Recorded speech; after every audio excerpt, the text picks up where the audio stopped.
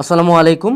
এই ভিডিওটাতে যে ক্লিক করছো সেই ভিডিওটাতে কি নাম দেওয়া আছে যে একটানা অনেকক্ষণ পড়ার উপায়টা কি। এই নিয়ে ইউটিউবে অনেক ভিডিও বানায়, অনেক বড় বড় কথা বলি, আর যেহেতু তুমি কোর্সে আসছো আমি তোমার সাথে একটা সিক্রেট শেয়ার করি। তুমি আল্লাহর দুনিয়ার Pomodoro technique, mixing technique, break technique, যে বাল বতুয়া যাই করো, একটানা পড়ার জন্য একটা জিনিস লাগে, সেটা হলো জেদ, আর কিচ্ছু না, আর কিচ্ছু লাগে না। এই যে আমি গত 3-4 দিন ধরে একটানা এই টেবিলটাতে বসে এই বালছাল কথাবার্তা বলতেছি, আই ফিল লাইক শিট। আমার জঘন্য লাগতেছে, এত জঘন্য লাগতেছে আমি এটা বুঝাইতে পারবো না। আমি এক বসাতে 6-7টা করে সেশন নিচ্ছি, তো খুব জঘন্য লাগতেছে। ওকে, তো এখন যদি আমি চিন্তা করতাম যে আমার কিভাবে এই ভিডিওটাকে ইনোভেটিভ ওয়েতে করা যায়, কিভাবে আমি একটানা অনেকক্ষণ ভিডিও বানাইতে পারবো, অনেক টেকনিক ফলো করবো, না এরকম কোনো টেকনিক নাই। আমার কাজ হলো বসে বানানো, যতক্ষণ শেষ হবে না বানাইতে থাকবো। এটা ব্রেনকে বুঝাইছি, ব্রেনকে বলছি মরলে মরবো, মৃত্যু চেয়ারের মধ্যে হবে। তো তোমরা যত টেকনিকই ফেলাও, আনলেস তোমার মধ্যে ওই জেদটা আছে যে আমি আজকে টেবিলে বসছি, হয় আমার লাশ পড়বে, না হয় চ্যাপ্টারটা শেষ হবে, হয় আমার লাশ পড়বে, না হয় আমি 5 ঘন্টা পড়বো, এর বাইরে কোনো না। পড়তে পড়তে কেউ কোনো দিনই মরে নাই, তুমিও মরবা না, ঠিক আছে? তো এই পরিমাণ জেদ নিয়ে প্রথমে জেদের বিষয়টা কাল্টিভেট করতে হবে। মানুষজন বলে জেদ খারাপ, ইয়েস, খারাপ কাজের জেদ খারাপ, ভালো কাজের জেদ মেলা ভালো। জিম করি জেদ করে, পড়াশোনা করি জেদ করে, ব্যবসা করি জেদ করে, পরিশ্রম করি জেদ করে, আলহামদুলিল্লাহ জোস কাজ। এটা অনেকে পারে না, অনেকে ভালো কাজে জেদ আনতে পারে না, কিন্তু ওই হলো এক পোলার লগে ভাগ্যে যাবে, এটার জন্য জেদ, ঠিক আছে? এখন আসো, তার বাইরেও কিছু টেকনিক তুমি ফলো করতে পারো একটানা পড়ার জন্য। প্রথমত আমি যেটা করি সেটা হলো মিক্সিং। আমি যখন এখানে ক্লাস নিতেছি তোমাদের, আমি ট্রাই করতেছি কখনো মেন্টাল কথাবার্তা বলতে, কখনো একাডেমিক কথাবার্তা বলতে, ভিডিওর টপিকগুলো সুইচ করতেছি। তো এই সুইচিংয়ের মধ্যে কিন্তু দেখা যাচ্ছে যে আমার কথার যখন বিভিন্ন টপিক চেঞ্জ হচ্ছে, আমার কথা বলতে একটু ফ্লুয়েন্ট মনে হচ্ছে। মানে একটানা যদি শুধু পড়াশোনা নিয়েই কথা বলতাম, হ্যাঁ, যে কীভাবে পড়াশোনায় ভালো করা যায়, তখন কিন্তু আমার মনোটনি চলে আসতো। সো তুমি যেটা করতে পারো একটানা পড়ার জন্য, যে ধরো তুমি একটানা 5 আওয়ার্স পড়ার প্ল্যান করতেছো, হ্যাঁ, 5 আওয়ার্সের মধ্যে তুমি প্রথম 2 ঘন্টা ম্যাথ করলা, তারপরে 2 ঘন্টা তুমি কেমিস্ট্রি পড়লা, কেমিস্ট্রি একটু ইজিয়ার লাগে তোমার কাছে, তারপরে 2 ঘন্টা, তারপরে 1 ঘন্টা তুমি লাস্টে আইসিটি পড়লা, আইসিটি সবচেয়ে ইজি, তুমি লাস্টের দিকে তোমার এনার্জি কমে যায়, আইসিটি তুমি টানা দিলা।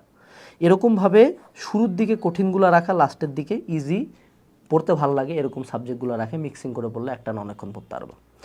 2 নম্বর যে ওয়েটা হলো সেটা হলো যে আমরা সবাই যেটা জানি পমোডোরো টেকনিক, যে তুমি যদি একটানা 1 ঘন্টা পড়াশোনা করো, তোমার ব্রেনে রিচার্জ হতে আবার 1 ঘন্টা লাগবে না, তোমার ব্রেন আগামী 10-15 মিনিটের মধ্যে ফুল রিচার্জ হয়ে যাবে, ঠিক আছে?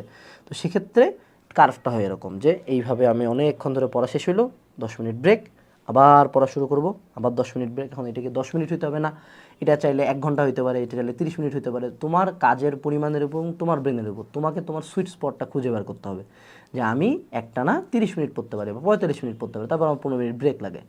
তো ধরো একটা ভুল ধারণা তোমাদের মনের মধ্যে আবার ঢুকে যেতে পারে যে ভাইয়া 30 মিনিট বা 1 ঘন্টায় হয়তো বা ফোকাস থাকে।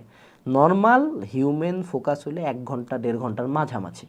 তো তোমার মোটামুটি প্রথম 1 ঘন্টাটাকে আমরা সুইট স্পট ধরতে পারি, বাট তোমাকে তোমারটা খুঁজে বের করতে। এখন ধরো তুমি 2 ঘন্টা ফোকাস ধরে রাখতে পারো, তারপর তোমার ব্রেক লাগে, তো তুমি 2 ঘন্টা পরেই ব্রেকটা নাও না কেন? ব্রেক নাও 2 ঘন্টা পরে 30 মিনিট একটানা ব্রেক নাও, একটানা যা ইচ্ছা তাই করো, ওই সময় পড়া নিয়ে চিন্তাও করবা না, তারপর তুমি আবার পড়ায় ব্যাক করবা, ঠিক আছে? এরপরে আসো, সেটা হলো প্যারালেল ওয়ে। আমি লাস্টে আরেকটা ওয়ে বলি, সেটা হলো আমি আমার বন্ধুদের সাথে একসাথে পড়ি, নট লাইক দ্যাট একই সাথে এক রুমে।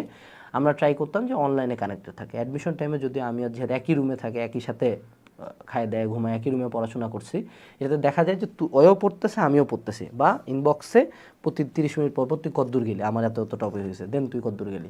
এখানে দেখা যায় যে দুইজন যেহেতু পড়তেছে, একজন আরেকজনের সাথে কম্পিটিশন হোক, জেদ হোক, আমরা পড়বো, প্লাস আমি যদি হাল ছাড়ি ও আমাকে জাগায় দিবে, ও যদি হাল ছাড়া আমি ওকে জাগায় দিবে, এরকম করে প্যারালালি তুমি পড়তে পারো। এগুলা জাস্ট কিছু simple set of techniques. But যদি তুমি তোমার মাইন্ডকে বুঝাও যে আমি পড়বো মানে পড়বো।